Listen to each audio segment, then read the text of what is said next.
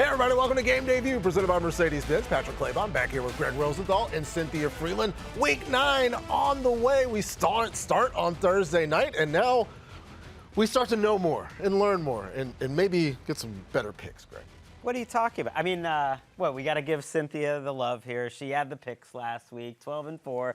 She's the queen again. Crown her. Just enjoy it. What's this hand motion? Just enjoy it. I know what the beginning of the show is all about. It was such a negative tone. We gave you a cannon when you had a perfect week. We celebrated you, and then you can't. We're celebrating you. Put the crown on. Yeah, let's look at the graphic. Cynthia went 12-4 in the picks last week. Good job. Jumping back into first place in our standings. I dropped a game back because the Chicago Bears didn't defend the Hail Mary. Ooh. So that was a tough one, but Cynthia winning in life, not only because she's in first place in our picks competition, but her Detroit Lions have also won 5 straight. The Detroit Lions destroying the Titans last week, 52-14. The running game rumbled despite passing for just 85 yards in the game. Jared Goff had 3 touchdowns. The Lions currently sit at first in the NFC North at 6-1. And so now they've got a huge matchup Sunday with the Packers, the top 2 teams in the division. Jordan Love back at practice Thursday. Lions playing their first outside game, Cynthia. Does that matter? I mean, sure, but it's very fun, but it doesn't matter for the final score. I have Detroit winning this one by 1 measly point. They need to wear those all-blue jerseys more often because they don't lose when they wear those. My ferocious lying, yes, that was fantastic. Roar. But when I'm looking at this one, I want to point out something about 12 personnel, so those 2 tight end sets. Not only do fantasy managers get a little bit mad that Sam Laporta is doing more in the blocking game in this situation and not catching as many passes, but it actually makes both the run game and the passing game more efficient. So in the run game, like almost 2 yards per attempt more, that's bananas. And in the passing game, this is an area where the Green Bay defense is top 5 most generous in both passer rating allowed and yards per play when opposing teams have used 12 personnel. So this is going to be a big key in this matchup. Yeah, I'm right there with you. We can get that run game video going back, Cynthia, because I've got the Detroit Lions winning this one by 2, 26-24, because David Montgomery and Jahmyr Gibbs. Fun fact, the last 5 games, this offense has more touchdowns than incompletions. Montgomery has 5 of those. Jahmyr Gibbs has 5 of them. Coincidentally, David Montgomery wears the number 5. They're both averaging over 5 yards a touch in that span. The offense is just really good right now, and I understand. The memes, Jared Goff, outdoors, I don't care. I got to pick the offense that's playing this way right now, Greg. It might be a weather game, though, if there's rain, but when you look at the 2 quarterbacks, one is fully healthy, one's not. I have the Lions winning. All of us have the Lions threading the needle, so we have the Packers covering, but the Lions winning. And one of the reasons is the Lions are so good on the margins. Special teams, they are the best special teams unit in the entire league, according to DVOA. Number 1, partly because of this guy, Khalif Raymond, who's been getting it done on punt returns. He had the big one last week, but he's been getting chunky returns even when he doesn't take it all the way to the house. Okay, you lose Jamison Williams on offense, you get Khalif Raymond in the mix on offense as well. But when you compare the special teams, number 1 in the league compared to number 26 for the Packers. Rich Bisaccia was brought in there to save their special teams. They have a good punter. Everything else is poor. Their return units are bad. Their coverage units are bad. Maybe that's where the Lions win this game. If I'm ever in a bad mood, I just want that Khalif Raymond touchdown video because it's electric. Dan Campbell got emotional talking about his wide receiver, Leaf, who he affectionately refers to. The Lions offense been on a tear lately. You know who else was on fire last week? Again, against the Bucs, Kirk O'Chains. Kirk from the pocket, loops for Pitts, caught, 10-5, touchdown Atlanta. Gonna rip it for Pitts, caught, Kyle in stride, 25-20, 15, 10-5, touchdown. Here's Kirk from the pocket, throws, Mooney, caught, touchdown Atlanta. Darnell Mooney again. Wants to throw, looks, now gonna throw Robinson alone. He'll walk into the end zone. Oh my goodness, Bijan comes to a complete stop, and it's the Atlanta touchdown. Oh, fun fact, a Kirk highlight video against the Bucs was 17 minutes long. The Cowboys and the Falcons in Atlanta on Sunday. Kirk's squad has won 4 of their last 5. The boys have dropped 2 in a row. Is it 3 in a row, Cynthia? It is. It is in my math. I'm sorry, Cowboys fans. I have 28-23. Congratulations, Atlanta fans, in this matchup. I want to point out something about why Dak Prescott's throws have been being intercepted. So he has 8 interceptions, which leads the league. They're all on downfield passes. But look at how much space his receivers have. You ready? None. Negligible. The answer is all of these plays that you're watching, you're going to see tight window throws. And when you have this many tight window throws, I don't care if you are better under pressure than you are not under pressure, which Dak Prescott is, according to all of his stats. Eventually, things go poorly if there is no separation. So because they have so many injuries to their wide receiving core and they're not really being super effective on early downs in the run game, this is leading to tighter window passes, which is leading to interceptions. Yeah, I look at this matchup and think, like, this is a game, actually, the Cowboys offense should get it going somewhat. But this is going to be a shootout. Every Falcons game is a shootout. The Cowboys aren't built for this life. Kirk O'Chains is 30-24, and it's because he has so many weapons. It's not just the Cowboys with one player. It's the Falcons with, Drake London's the one. But how about their number 2, Darnell Mooney? No receiver in the NFL has run more yards this season just on the field, running around, than Darnell Mooney. He's on pace for over 1,000 yards. When your number 2 is getting 1,000 yards, when you're taking a guy who did not have a lot of production in Chicago recently and getting him that many buckets, that's what Kirk O'Chains does. It's just assists. Kyle Pitts is relevant. We got the running backs getting it done. I don't know how it's going to go against good defenses, but the Cowboys are not a good defense. Falcons win a shootout.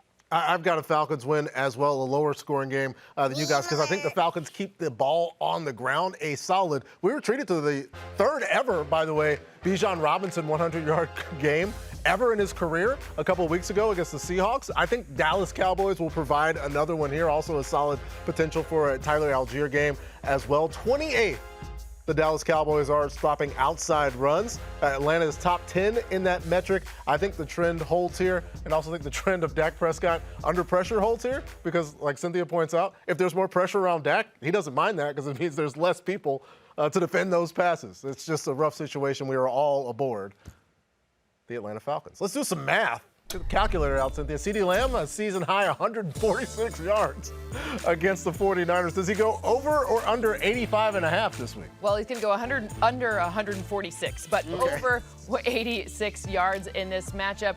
I told you that Dak Prescott's throwing into these tight windows. Well, it's because there are a lack of options. So if you're talking about where the volume's going to go, it's absolutely going to go to CeeDee Lamb. We've seen that before. We'll see it again. And by the way, if our scores hold, they will absolutely be throwing in the second half. So that kind of accentuates what we're talking about here for CeeDee Lamb. All right, moving from that matchup in the NFC to a battle of 5 and 3 teams in the AFC. And considering how the year started for Denver's rookie quarterback, maybe the most improved player since week 1. Shotgun snap. Nix looks left. Floats one to the end zone. He wants Troutman. One-handed catch. Touchdown, Denver.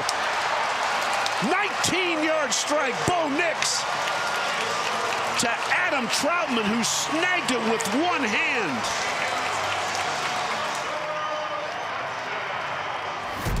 Broncos and Ravens. Denver has won 5 of the last 6. Baltimore saw its winning streak come to a close last week against the Browns, but I do think they bounce back here and get a 26-19 win, because let's honestly take a look at what it took for the Cleveland Browns to beat the Baltimore Ravens a week ago. Drops on offense. There was this one by Nelson Aguilar. Here's one from Zay Flowers. Of course, there was the drops on defense. This one hit Rashad Bateman in the face. Kyle Hamilton had what would have been a game-sealing interception. The defense of the Ravens staying late after practice to catch balls. I don't know if that necessarily works. Sometimes there's a couple things can happen when you try to catch the ball. Sometimes it doesn't work out. I think they actually hold on to the ball and get a win.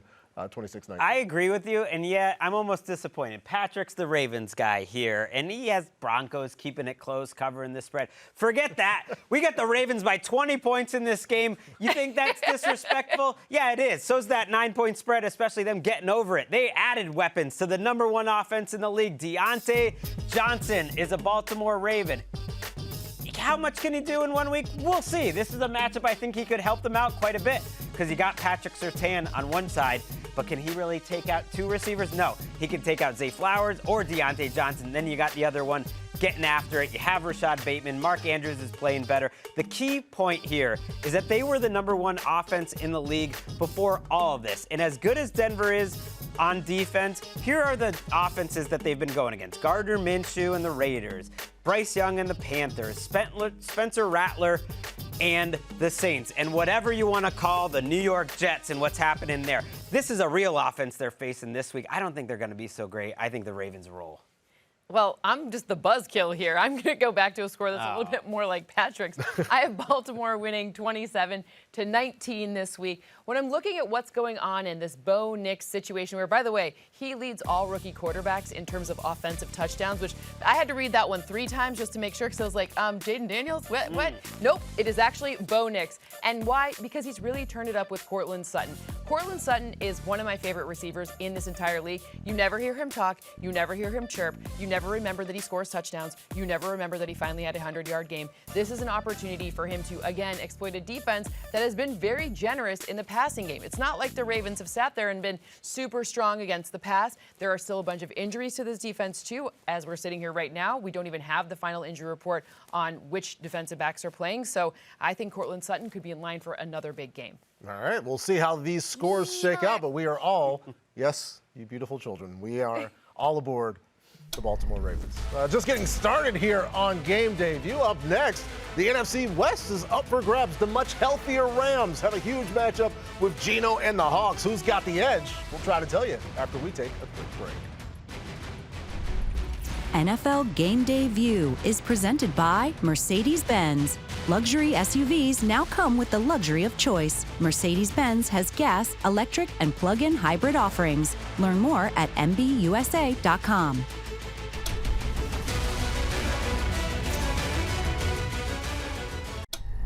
Stafford beats the clock. Top of his drop. Throws middle. Caught! Caught by Kyron Williams! Johnson goes in motion. Stafford lobs the ball down the right sideline, looking to the end zone. It is caught! Demarcus Robinson! Impossible! Vikings bring 3. Stafford well protected. He drills one right side end zone. Caught! 2 by 2. Stafford has the snap. 4-man rush. Pressure in his face. Goes out the left side. Ducks the rush. Flips to the end zone. Caught! Caught! Cooper Kupp from Matthew Stafford! A primetime edition of 9 and Dime. But I thought Matthew had a look in his eye where he was going to be ready to go, and it's like, hey, you're coming with me because we're going to go do this thing the right way. And I thought he got through progressions. I mean, he looked like Alcaraz on the court, escaping the 2 rushers to be able to throw Cooper Kupp his touchdown. That was a good one, man. Give me a courtesy laugh at least. But he was, I think, we've got to build on this. And it's one game. I'm really pleased with the resolve and the response of this team coming off of the bye. And now we got to keep this momentum going. The tennis reference from Sean McVay. We got to get Steve Weissman in there. We got to get some more Greg Rosenthal in the press room. It made no sense, though. It made no sense, and it wasn't a joke. Like, he asked for laughter. He's been in that position too long if he expects courtesy laughs. All right, well, that takes us to the Drive to Excellence, presented by Mercedes-Benz. Yes, time for the Drive to Excellence, presented by Mercedes-Benz. The Rams and the Seahawks at Lumen Field. Sean McVay's team looked legit last week against the Vikings. Seattle hoping to have DK Metcalf back. What takes place, Cynthia? Well, it's the upset technically because the Seattle Seahawks win at home 24-23, a 1-point win in this matchup. Why? Well, when you look through all of the data, one of the things that was happening early in the season when they were winning was a lot of pre-snap motion. You know who else does that? The Rams. But you know what happens when you do that? You get Kenneth Walker involved in this really interesting way. So once he starts to be a little bit more productive, especially on early downs, it opens up the playbook for later down play. DK Metcalf's back. This makes it even better, more space on the field to work with. But I think that if this game's going to kind of go the way Kenneth Walker goes. So if he goes well, plays well, then it goes by way of the Seahawks. Yeah, just a lot of chaos in the game against the Buffalo Bills, including 2 malfunctions. A lot of chaos. In the red zone. Also a lot of chaos in the Rams game, too. We didn't even know until 90 minutes before game that Puka Nacua was even possible to play, really. So we know this going in, more for Mike McDonald to prepare for. He did say on Halloween that he's optimistic about DK Metcalf, which I think is huge. So that may be close enough for me to make this pick. I'm going with the Seattle Seahawks as well. To just give Geno some options. I got a 26-25 win, and maybe that return of Puka and Cooper Kupp kind of taking attention away from this Rams secondary and how they are dead last according to Next Gen Stats against the play action pass. Also, the Ernest Jones ultimate revenge game after being besmirched by the team, and now he goes to a division rival, Greg, right before he gets a chance to play against his old squad. How dare you? You know who else is bad against the play-action pass? Who's that? The Seattle Seahawks and those linebackers. I'm just Gregging it up with the Rams. What? Love this. Give it to me, 27-24. Hey, it's two things I love, Geno Smith and my daughter Ellis, who's a Rams fan. But I'm keeping it all in the family. No, I believe in this Rams team, and it's not because of the return of Puka Nacua and Cooper Kupp alone. It's because of the improvement in the pass protection for the Rams. And this turnaround started before they got Nacua and Cooper Kupp back. It really happened after they got out of their bye. They've settled down those injuries. They're putting out the same lineup every week. Matthew Stafford hasn't been touched. I was up there in the cheap seats for this game against the Vikings, and their offensive line dominated. If it wasn't the Rams, I think that would have been the story, that Matthew Stafford was not touched at all. They were doing great things in the running game. I think they're a better offense in Seattle, and they're maybe just as good a defense. The Seahawks team's struggling on defense right now. All right, well, we're going to keep it in the NFC and move on to the Bears. Chicago, avert your eyes. We're going to play the thing again. So here you go. He's gotten hit throughout the rest of the game, and it's hurting more now. Comes down to one last play. And it's going to be getting longer by the second. You're all the way back at the 30-yard line. Now you can step into it. Here comes the Hail Mary with the game on the line. And the ball is caught! Caught! It's a miracle! It's Noah Brown! Oh, my goodness! This town is going crazy. It's a madhouse in Landover, Maryland. He did it! Oh, gut punch for Bears fans right there. Now they face off against Kyler and the Cardinals, who've won 3 of their last 4. Is it 4 of their last 5 coming up, Cynthia? It's going to be Chicago. So whichever way that one goes, we're going to go. Chicago wins this game 24-22. I want to talk about the Bears blitzing, and I also want to talk about how the Bears defense is going to use last week as a, quote, teachable moment. When you blitz and you get an opportunity to get after a guy like Kyler Murray, who is great when he's outside of the pocket, outside of structure, that's awesome. You get a few wins in that part of the game, that phase of the game, things just start to go even better. Also, the secondary last week was a little out of control. However, that is where the good players become great players, when they take that kind of moment, that bad moment, and turn it into a really good moment. This is a great opportunity to turn that into an excellent moment for this whole defense. I've got a 1-point Bears win, Cynthia, going down from your 2-point win. I would feel a whole lot better if Kyler Gordon and Jaquan Brisker were off the injury report. If the Bears don't win this time, I will officially wait until those guys are back before I pick the Bears again. But I do think that they can lean on a solid ground game from DeAndre Swift. Powering the Bears to a win here in my pick. The Cardinals defense, one of the worst teams in the league at defending runs out of the shotgun formation. And on 2/3 of the opponent's rush attempts, runners get beyond the line of scrimmage before they are touched. I think that means good things for DeAndre Swift and good things for Caleb Williams in the passing game, Greg. I got a Bears win. I had a hard time with this game. I thought it was the hardest game to pick all week. It's the rematch of the they are who we thought they were game. Let them off the hook. But when you give me a chance to go with 2 straight favorites, I don't know who to pick, but let's take the Cardinals. Why not at home? Home favorite, Kyler Murray, man. If he's playing his very best, it's like he can just solve the world's problems. I mean, he looks like the best quarterback in the league when he's playing that way that he did in Miami last week. This is a better Bears defense, certainly, but I think some of the issues that you could create are on the ground and what Kyler can do there as well. So he made plays outside the pocket. He needs to be able to run the ball, because I think it could be a big James Conner game. Let's put a pin in that for later. But ultimately, I just trust the quarterback more than where Caleb Williams is at in his part of his career. Let's go Cardinals. All right, we've all got very, very close games either way. So let's get a little deeper in that and go this guy or that guy. Cynthia, which receiver more likely to have over 55 receiving yards, DJ Moore or Marvin Harrison Jr.? Well, both of them is my answer. However, I think Marvin Harrison Jr. is the one I want to go with in this matchup. I know we talked about, I think the Bears defense is going to be good. It's a teachable moment. I just said all that stuff. Yeah, but 55 receiving yards, that is a very low number, especially considering Marvin Harrison gets targeted on deeper passes. So those are just bigger numbers and fewer amount of catches. We talked about no Jaquan Brisker, no Kyler Gordon, potentially. Even if they're playing, maybe they're not 100%. So I think the rookie has a really good game. 55 yards, that's a low ball snowball right there. And they started to use Marvin Harrison Jr.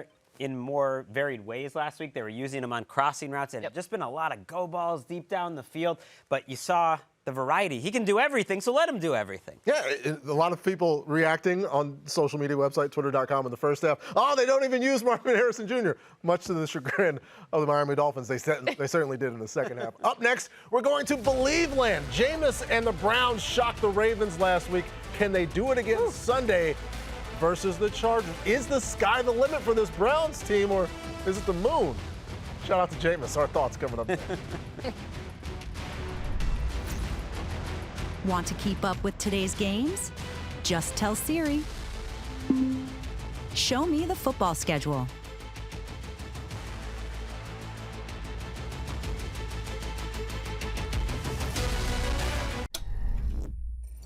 Jameis to throw. Jameis is on. Jameis going deep. Has Tillman. End zone. Touchdown Browns! I am telling you, there's no way he doesn't catch that ball. What a throw by Jameis Winston. Over 300 yards. Tillman, the first 100-yard game of his career. 38 yards. Jameis to Tillman. There's a white boy from Detroit that I really admire named Eminem. He said, you only get one shot. Do not miss your chance to blow. This opportunity lasts once in a lifetime. And I know I got to quote, Eminem, he from Detroit, he right up the road, but man, I'm just grateful. I'm grateful that the Lord provided me with this opportunity. I'm grateful for my teammates, my coaches, and these amazing fans.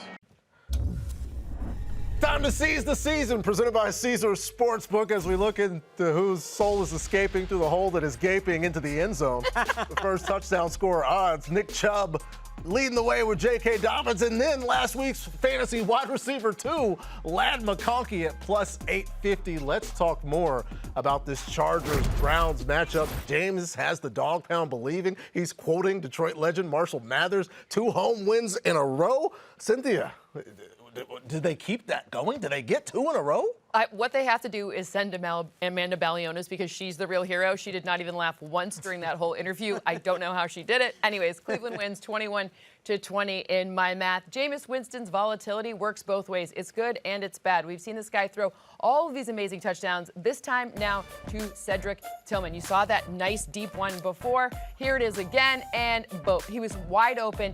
Those are the playmakers in terms of pairings. This is who he's looking for, David Njoku and Tillman. That is it. So when you're looking in this game, in this matchup against the Chargers, who their injury report was long this week, so there was a lot of people potentially banged up. West Coast teams coming east, I don't care about that as much, but I do care about the fact that they are missing some pieces, and I think Jameis Winston has enough of that kind of I'm going to do this no matter what in him, that chutzpah, whatever you want to call it, that he's going to actually make those deep passes again, targeting Tillman. Yeah, and there were some just errant passes from Jameis. They go both ways, baby. Normally, sometimes this is the decision. Last week it was the execution for Jameis, and he had the Browns singing for a moment, but I don't think the curtains close on the Browns win here. I think it's 19-17 Cleveland, and let's not lose ourselves in Jameis mania. This pick is about the Browns defense. In the past 3 games, they have played 3 top 12 offenses, 3 weeks in a row, held them to an average around 22 points. Myles Garrett, this Browns defense, I know the big loss of Jeremiah Owusu-Koramoah last week is going to have a factor here, but the Chargers only average about 18 points anyway, Greg. It's just tough for me to pick them in this instance on the road. I mean, it's not tough for me. Once again, you guys are giving me a favorite, Just Greg. It's a Just Greg kind of show. Look, I like Jameis. Is that 3 now? That's 3. We're piling up. I like Jameis Winston, but I'm a Justin Herbert stan. I mean, what he did last week, against the Saints, it got me really thinking this is going to be a different Herbo. That's Carl Granderson, about 290 pounds, draped all over him in the end zone. Get off me! I'm not taking that safety. And then later in the game, all right, he's back to pass. How about we see the Justin Herbert of old who would run like this? Actually, this Herbert never existed. This is the longest run of his whole career. He's not even going out of bounds. He's lowering his shoulder. I just love the aggressiveness. I love the arm strength. I love the athleticism. These two quarterbacks are not the same. They're both ugly teams, good defenses. Chargers are better. Herbo or Geno Smith? You have to pick. You can only stand for one of them.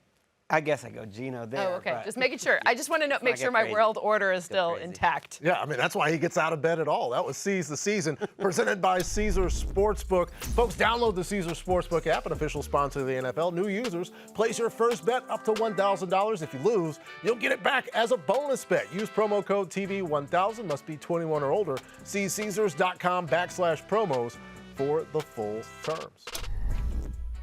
Folks, Election Day is coming up. We all need to be ready to show up big for our country. Make sure you know your state's voter registration deadline and requirements, as well as have a plan for Tuesday. For more resources and information, visit NFL.com/votes. Time for us to make some quick picks here on Game Day View. We'll start with the Dolphins and a rematch against the Bills in Orchard Park. Any chance Tua and the Fins get the upset here, Greg? There's a chance. Yes. Yeah, but it's not going to happen. I got the Bills winning this game 27-20, so I have them covering the spread too because, look, Mike McDaniel has a Sean McDermott problem, and this Dolphins defense is going to have a James Cook problem. The whole AFC might have a James Cook problem, running behind one of the best offensive lines in the league, steamrolling what's in front of him, can run tough, can run fast, and I just think defensively the Bills are so solid that they can hit you different ways offensively. McDaniel's offense is kind of the same year after year, and the Bills have done a good job against it. Whereas the Bills offense, it's different week to week. They just have a lot of different flavors. I think this is a tough matchup for the Dolphins. All right, we're all on the Bills. Let's go to the Jags and the Eagles. Once upon a time, Doug Peterson led Philly to a Super Bowl win. There's a statue of him outside the link. There's also a statue of Nick Foles. Will Dougie P get revenge, Cindy? No, the revenge will be gotten on him. Whatever. 28-19 is my score in this matchup. I want to talk about A.J. Brown and Jalen Hurts connection because deep passes, the touchdowns, in terms of a duo, they lead the league in these metrics. I like a deep pass in this game. I like several deep passes in this game, and that's an area where the Jags defense has had plenty of issues, so I expect another massive game for A.J. Brown. All right, again, unanimous. We're all on the Eagles. Raiders, Bengals in Cincinnati. Joe Burrow says this is a must-win game, and that's why, no, I don't think the Cincinnati Bengals are going to try extra hard and win the game, but I do think Joe Burrow, as well as Jamar Chase, are going to have solid games. They get the win here, 26-23. We love Coach Lou. We love the Bengals defense. We want them to be better. Here's the good news for the Cincinnati Bengals defense. They're going up against the offense that is dead last in rushing efficiency. They are orders of magnitude worse than a team like the Dallas Cowboys at running the ball. It's rough for the Raiders, and I think that's enough for Cincy to feel good about a win here. Folks, the season's heating up. An NFL Sunday ticket, only $209 for the rest of the season. Watch the race to the playoffs for the rest of the regular season with NFL Sunday ticket and YouTube TV. Terms and embargoes apply. No cancellations. Still to come, can anyone slow down Patrick Mahomes and the Chiefs? It's Baker and the Bucs' turn Monday night in Arrowhead. Is anyone bold enough here to take Tampa? Maybe me, so I can catch up? Find out. Coming up next on Game Day View.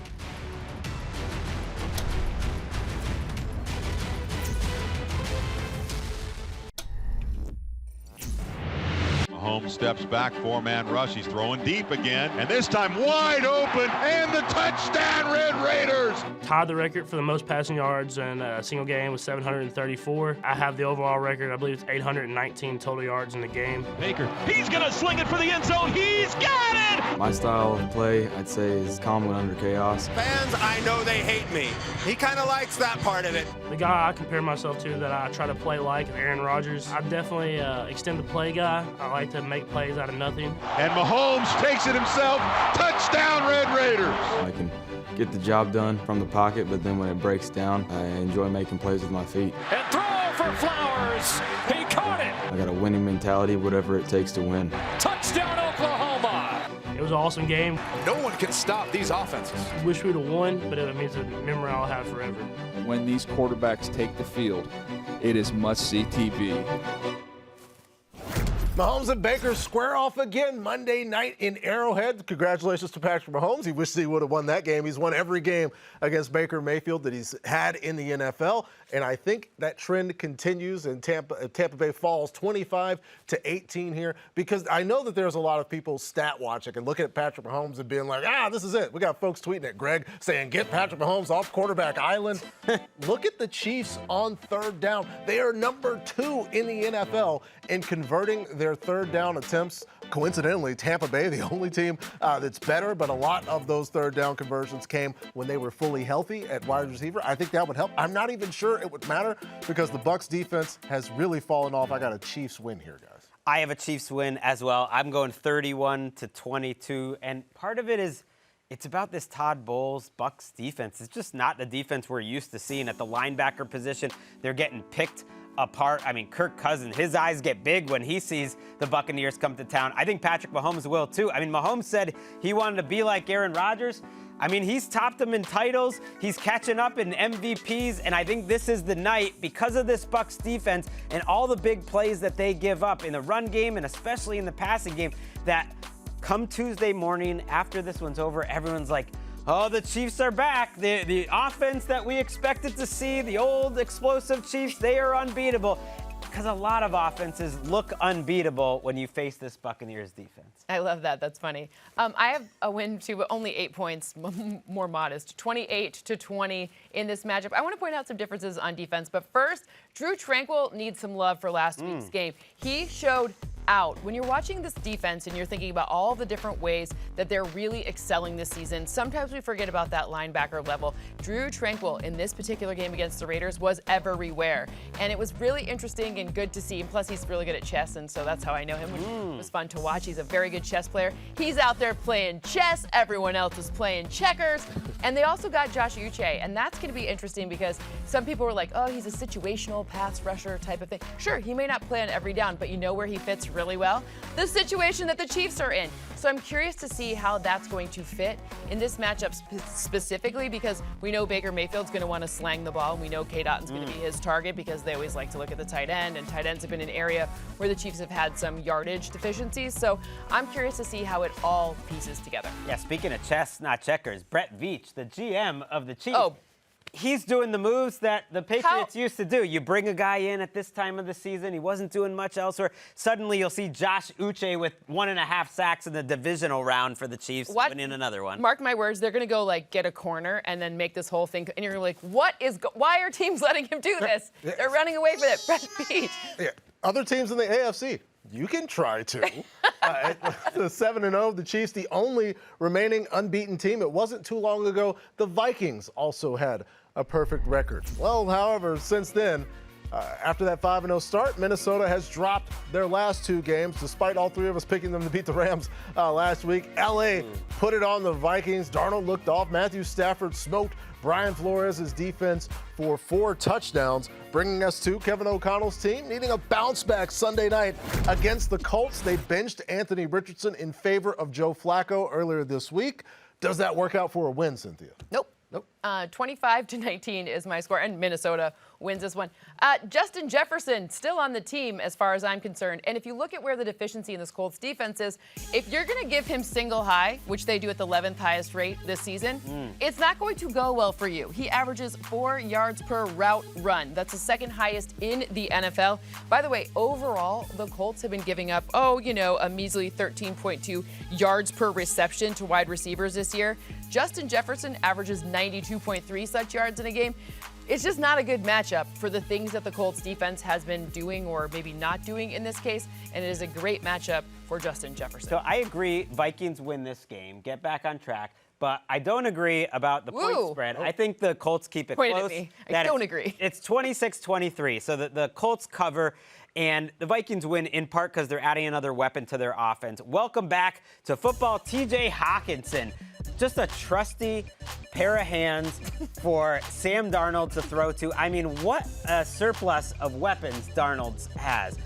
having Hawkinson as an outlet, in addition to the great running game that they have, in addition to Addison and Jalen Naylor and obviously Justin Jefferson, Hawkinson's very good at finding the zones and settling into them and finding open space. That's what the Colts give you. I do think the Colts are a better offense with Joe Flacco, especially against this blitz. And I think they're a better defense than they were about a month ago because they're healthier there. DeForest Buckner will help them out. It helps them out, but I still have those concerns. It's tough to look away from the rush defense stats and see the Colts giving up the second most running yards in the entire NFL, right there behind the Carolina Panthers. And looking at a man that we call the barometer, Aaron Jones is the barometer for this Vikings offense's fewest yards per carry, and that Rams defensive line kind of kept him down to under 3.2 yards per carry. I don't know if the Colts can muster that kind of activity against Aaron Jones in a solid game from here. And I'll point at Greg, because my score is a lot like Cynthia's score in this one, 24-19 Vikings win. But yes, we are all aboard on the Minnesota.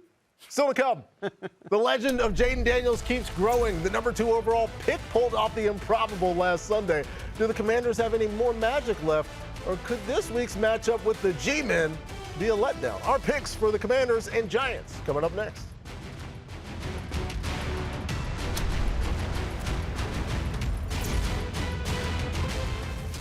We're back on Game Day View. Upgrade your Sundays with NFL Plus Premium and watch live, local, and primetime games on mobile devices, plus NFL RedZone, game replays, shows like ours, and more. Sign up today at plus.nfl.com. Subscription required for NFL Plus Premium.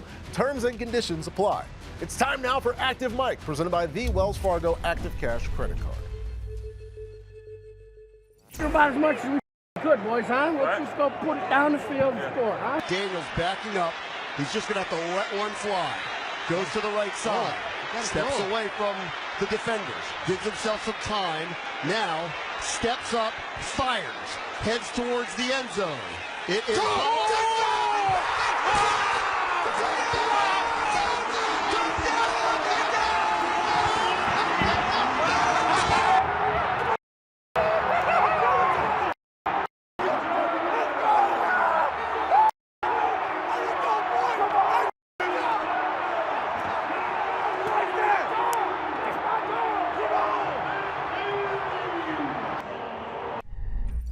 I love people looking for somebody to hug in moments like that. We all remember where we were when P.J. Walker hit D.J. Moore in Week 8 of 2022, the longest air distance on a completed pass. All these happened in the final 30 seconds of a half, by the way. But Jaden Daniels now number 3 in the next-gen stats era. I do remember. That P.J. Walker throw was maybe the best throw I've ever seen. It was a bomb. In a big spot, too. I'm not being facetious. It was an incredible throw, just like Jaden Daniels was. And now his Commanders back in action. The Commanders taking on the Giants. How will Washington follow up last week's huge win, Greg? With a comfortable win in MetLife Stadium. There's no home field advantage for this Giants team. I love this Washington Commanders defense. They've really turned things around. Since Week 4, they are actually 4th in the NFL in EPA per play. Now, part of that is the opponents that they face, although Arizona and Baltimore is in there.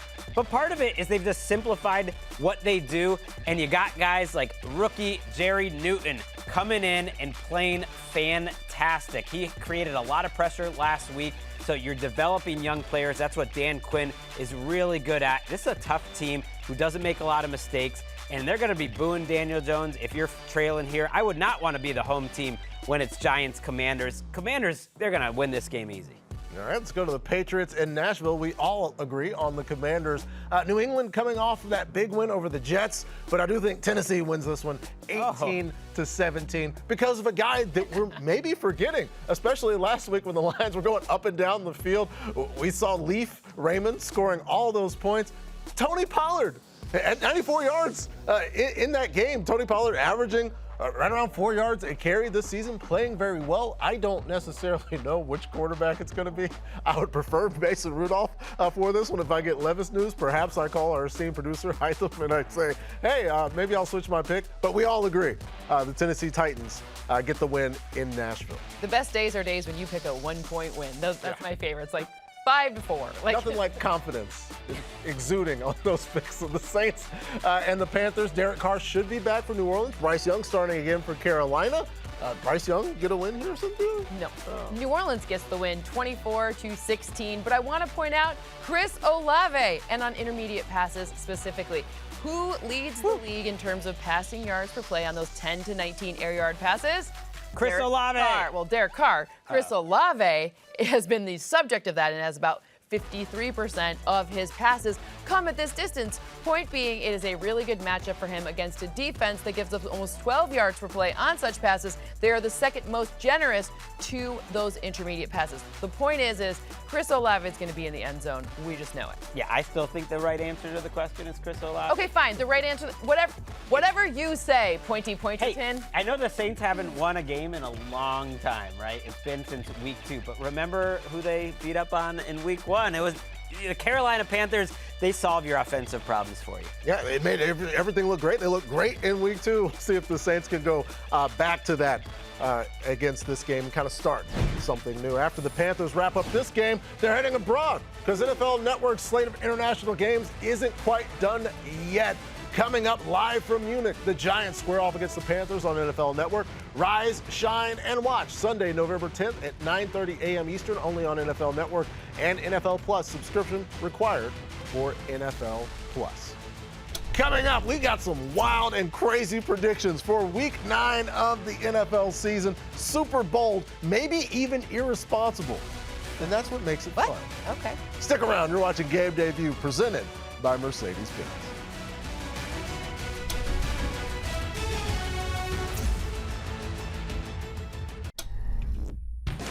Bryce gets it into Leggett for a touchdown, and Xavier Leggett does the dollar bill dance. Oh, maybe 70 yards. Jameer Gibbs, end zone. Touchdown, Browns. Here comes the Hail Mary, and the ball is caught! Caught! It's a miracle! Oh, my goodness! And the legend grows for Jaden Daniels. On Sunday at 9 a.m. Eastern, the Game Day Morning Crew gets you set before Week 9 kicks off with Kyle Brandt going with Jared Goff one-on-one ahead of his divisional matchup against the Green Bay Packers. Plus, the guys explain what's wrong with the Dallas Cowboys, all that and more. Sunday at 9 a.m. Eastern on NFL Network. They've made Cynthia too short now. She's not shorter than Ian. Come on. Bring back giant Cynthia. I'm not. I'm as tall as Gerald, but no, I'm actually just not shorter than Ian.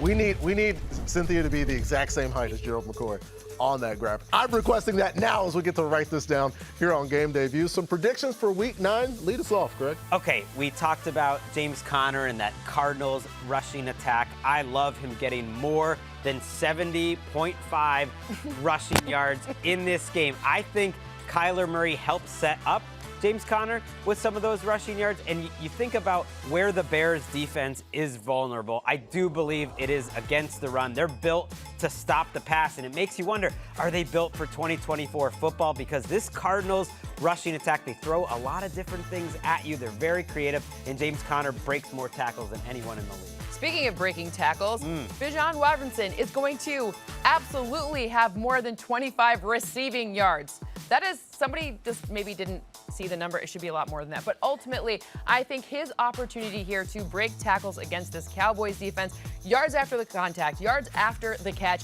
both of those things are deficiencies of the Cowboys defense. So I think absolutely, Bijan, go ahead. Let's go. That's one catch. All right, so one catch, literally. Greg has a running back on the ground. Cynthia has a running back through the air. I'm going to take a running back through the air as well. Devon Achane will have over 34.5 receiving yards against the Buffalo Bills. But Patrick, he hasn't hit that number a lot of times this season. Those are in games without Tua Tagovailoa at quarterback. When Tua is in, 35 is not even a concern. He had 74 yards in the opener. This past week, Devon Achane going well over 35 yards, 69 yards against Buffalo as well. I feel great about this. And we feel great about all our running back picks here on Write This Down on Game Day View and all our picks as well. But it's a very Just Greg week, so pay attention, folks. Three Just Greg. I'm a little worried. It's taken two lead. Yeah, it's either going to make or break my season. The last couple of seasons, let's go. Just Make Greg or Nation. break his Let's season. go. A must-win week for Greg Rosenthal. Thanks for watching Game Day View, presented by Mercedes-Benz.